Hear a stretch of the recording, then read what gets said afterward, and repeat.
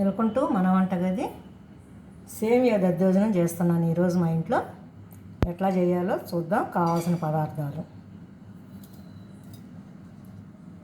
Water, సేమియా 1 cup, పెరుగు 1 cup, అల్లము పచ్చిమిరపకాయల పేస్టు, దానిమ్మ గింజలు, ఆయిల్, క్యారెట్ తురుము, సాల్టు, పోపు గింజలు, ఎండుమిర్చి అన్నీ కలిపిన వేయి పోపు గింజలు, కరివేపాకు, కొత్తిమీర. ఎలా చేయాలో చూద్దాం. ముందుగా స్టవ్ వెలిగించుకొని ఒక పాన్ పెట్టుకోవాలి. స్టీల్ గిన్నెలో మాత్రం చేయకూడదు, ఇది మాడిపోతుంది. మందపాటి గిన్నె పెట్టుకోవాలి.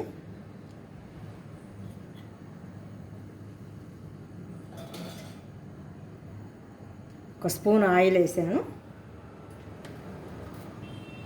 ఇప్పుడు ఈ సేమియాని ఆయిల్లో వేగించుకుందాము. కంపల్సరీగా వేగించుకోవాలి. పచ్చి యాంతం పోస్తే ముద్దగా అయిపోతుంది. గోల్డ్ కలర్ వచ్చిందాక వేగించుకోవాలి.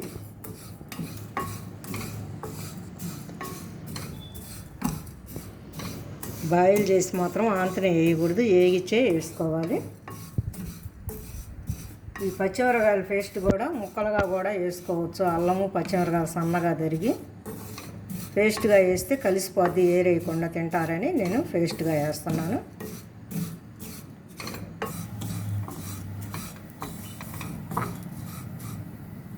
చూశారు కదా, ఇలా కొంచెం గోల్డ్ కలర్ వచ్చేదాకా వేగించుకోవాలి. తక్కువ వేగించకూడదు, కలరు ఎక్కువగా మరీ వేగించకూడదు. కలర్ మరీ చేంజ్ అవుద్ది. ఇప్పుడు ఇవి ఒక ప్లేట్లోకి తీసుకొని చల్లారబెడదాం.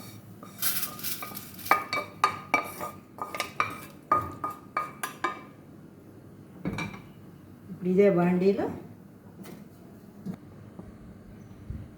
అదే బాండీలో 1.5 కప్పు నీళ్లు తీసుకోవాలి.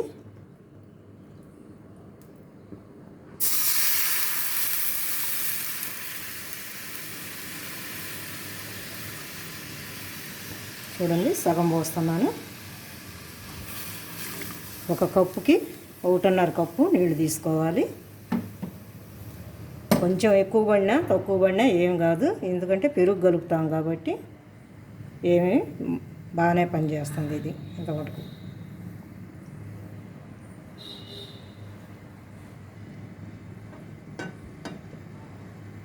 ఇలా మూత పెట్టి నీళ్ళు బాగా తెల్లినాక సేమియా వేసి ఉడకనివ్వాలి.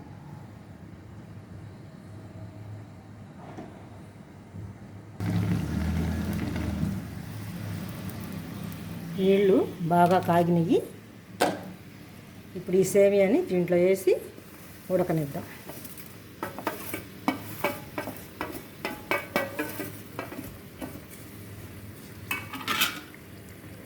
ఇలా వేగించినందువల్ల అడుగంటకుండా అతుక్కోకుండా జిగట రాదు. కంపల్సరీగా వేగించుకోవాలి ఆయిల్ వేసి. ఇప్పుడు కొద్దిసేపు మూత పెట్టి ఉంచుదాం.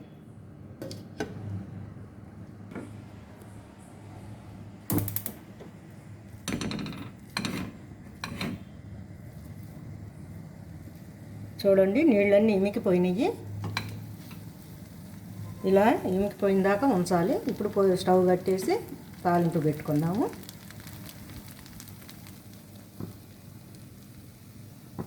చూడండి, ఇట్లా అంటే మెత్తగా వచ్చేసినాయి, పొడి పొడిగా ఉన్నాయి. ఇప్పుడు ఇవి చల్లారాలి, ఎందుకంటే పెరిగేస్తే ఇరిగిపోతుంది.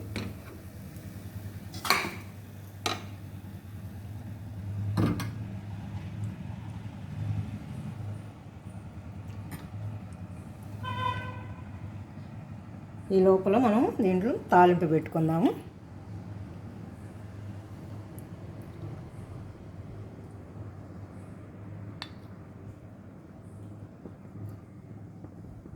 ఒకటిన్నర స్పూన్ నూనె వేసాను.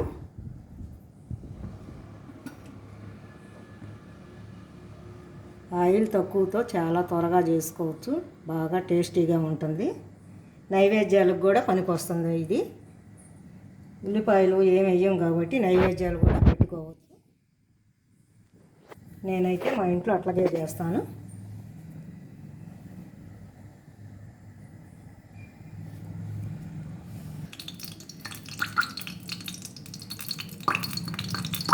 పోపు గింజలు వేస్తున్నాను.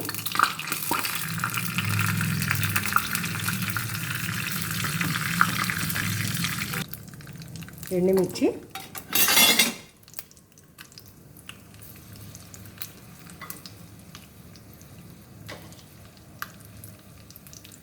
జీడిపప్పు 4 వేస్తున్నాను. ఇందాక మీకు చెప్పలేదు, మీకు నచ్చితే వేసుకోండి.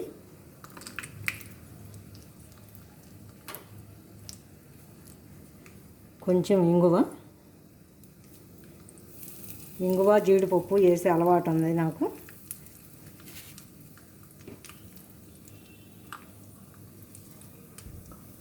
కరివేపాకు,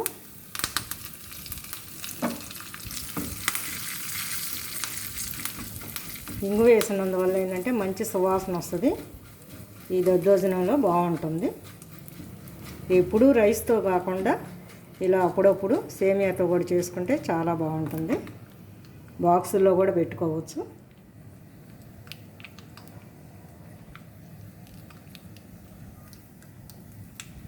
ఈ పచ్చిమిరకాయలు 2 పచ్చిమిరకాయలు తీసుకున్నాను. చిన్న అల్లం ముక్క అండి, ఇంతదే చిన్న అల్లం ముక్క వేసాను. ఎందుకంటే ముక్కలు వేస్తే పంటి కింద తగులుతాయి, ఏరేస్తాము, అందుకనే ఇట్లా వేస్తున్నాను. ఇప్పుడు దీన్ని కూడా పోపులో పచ్చివాసన పోయేదాకా వేగిద్దాము.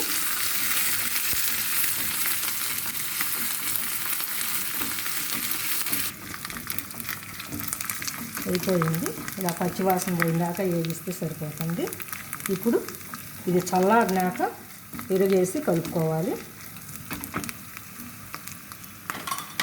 ఇది చల్లారిపోయింది. ఇప్పుడు దీంట్లో పెరుగు వేసి కలుపుతున్నాను. ఎక్కువ పెరుగు అవసరం లేదండి, కొంచెం నీళ్లు కూడా వేసి కలుపుకోవచ్చు.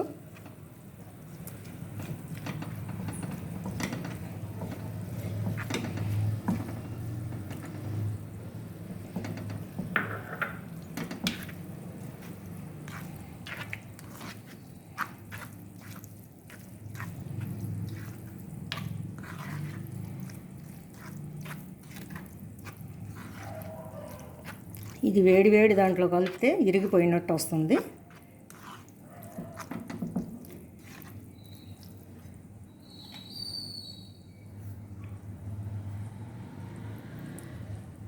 ఒక స్పూను సాల్ట్ వేస్తున్నాను.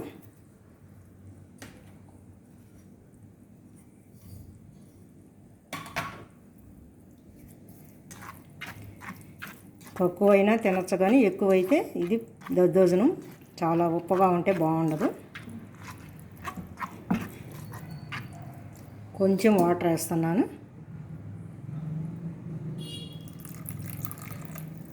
మరీ ఎక్కువ పెరుగు వేస్తే పులుపు ఎక్కువగా ఉంటుంది, పెరుగు ఎక్కువగా అనిపిస్తుంది.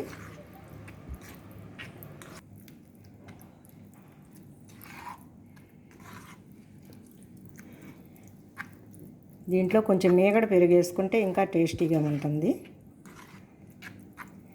1.5 కప్పు కన్నా ఎక్కువ వాటర్ పోసినా కొంచెం ఉన్నా ఏమి కాదు, పెరుగు వేసి కలుపుతాం కాబట్టి ఇబ్బంది ఏమి లేదు దీనికల్లా.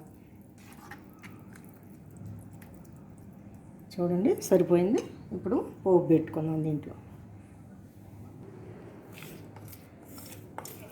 చల్లారిపోయింది పోపు.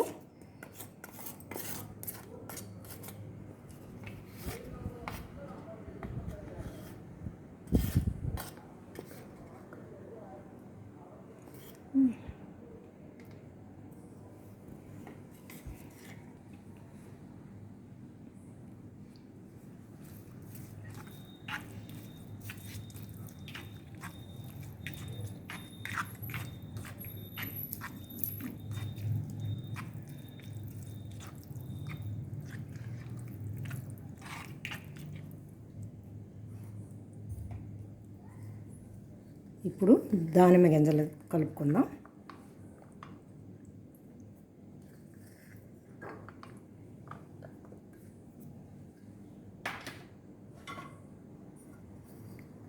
ముందుగా తరిగి ఉంచుకున్న కొత్తిమీర,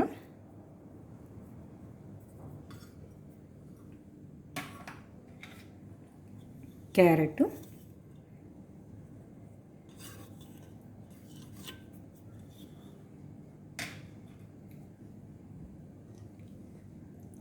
చూశారు కదా ఎంతో ఈజీగా 10-15 నిమిషాల్లో తయారైపోతుంది. ఇది బాక్సుల్లోకి చాలా బాగుంటుంది. పిల్లలు పెద్దవాళ్ళు ఎంతో ఇష్టపడి తింటారు. ఈ సేమియా దద్దోజనం మీకు గనక నచ్చినట్టయితే కామెంట్లు పెట్టండి, లైక్ చేయండి, షేర్ చేయండి. మరికొన్ని వంటలతో మీ ముందుకు వస్తాను. బాయ్.